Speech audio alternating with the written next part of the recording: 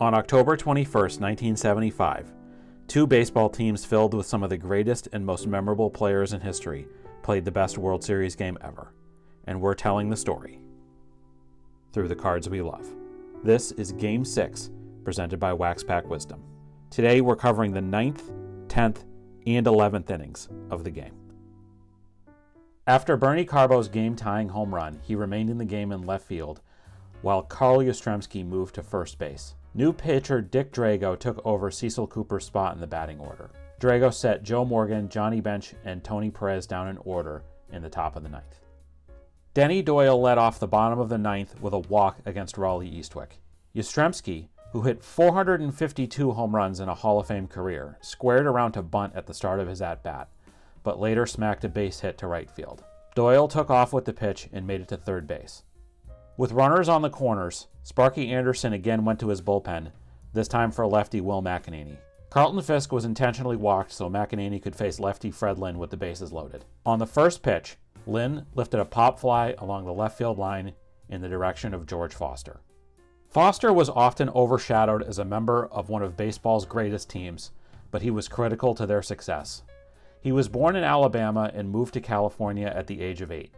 His baseball acumen attracted scouts as a teenager, and the Giants picked him in the third round of the 1968 MLB draft. He did not get much of a chance in San Francisco, and the Giants traded him to Cincinnati early in the 1971 season. This would turn into a lopsided deal for the Reds as Foster blossomed into a power-hitting outfielder for the Big Red Machine. Foster led the National League in RBI in 1976 and finished second in MVP voting.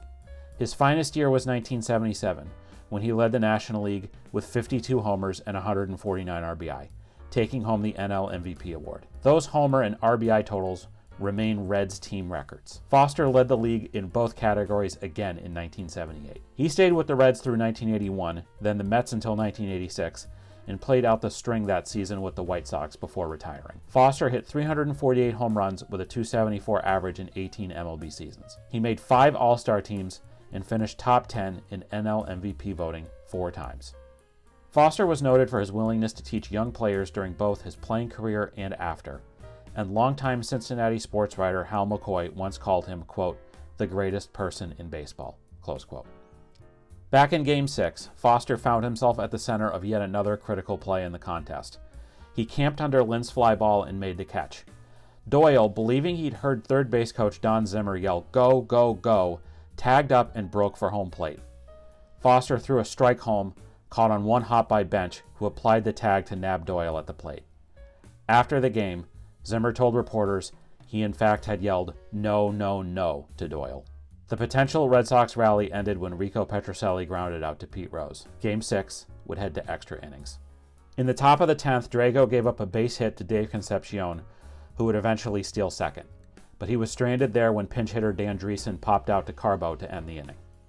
The 8th Cincinnati pitcher of Game 6 was Pat Darcy, who had only made one previous appearance that postseason. He set down Dwight Evans, Rick Burleson, and Carbo in order in the bottom of the 10th. Pete Rose led off the top of the 11th. In addition to being MLB's all-time hit leader, no one in history played more MLB games or had more at-bats than Rose. And in the moment, he knew Game 6 of the 1975 World Series was special. As he came to the plate for the 11th, he looked at Fisk and asked, isn't this the most exciting game you ever played in? Rose was grazed by a Drago pitch and given first base despite some disagreement from Fisk and Johnson. Ken Griffey laid down a sacrifice bunt, but Fisk threw Rose out at second base. Next up was Joe Morgan, the legendary second baseman, 1975 National League MVP, and eventual Hall of Famer. Drago left a fastball up to Morgan, who drove a laser beam deep to right field. Dwight Evans sprinted to the ball. Evans, like his outfield mate Fred Lynn, was born in California. The Red Sox selected him in the 5th round of the 1969 draft, and after years of seasoning in the minors, he made it to the big league club in 1973. Installed as the everyday right fielder for the Red Sox in 1974, Evans was a mainstay in the Red Sox lineup for that decade and all of the next. His prowess patrolling the vast expanse of right field at Fenway Park became noted through baseball. Evans led the American League in assists 3 times, but base runners generally knew not to run on his arm. At different times, he led the AL in on-base percentage, OPS, runs, runs created, total bases, home runs, extra base hits, bases on balls, and times on base. At turns, he was called the best Red Sox right fielder ever, the most underrated player in Red Sox history, and, according to Bill James, one of the most underrated players in baseball history. Evans spent 19 years with the Red Sox and a final year with the Orioles in 1991. Upon retirement, he'd won 8 Gold Gloves and made 3 All-Star teams. He finished with 385 home runs and a career wins above replacement of 67.2, more than Hall of Fame outfielders Richie Ashburn, Andre Dawson, Vladimir Guerrero, Dave Parker, Jim Rice, Duke Snider, Billy Williams, Dave Winfield, and others. As of 2025, Evans has not received enough support for election.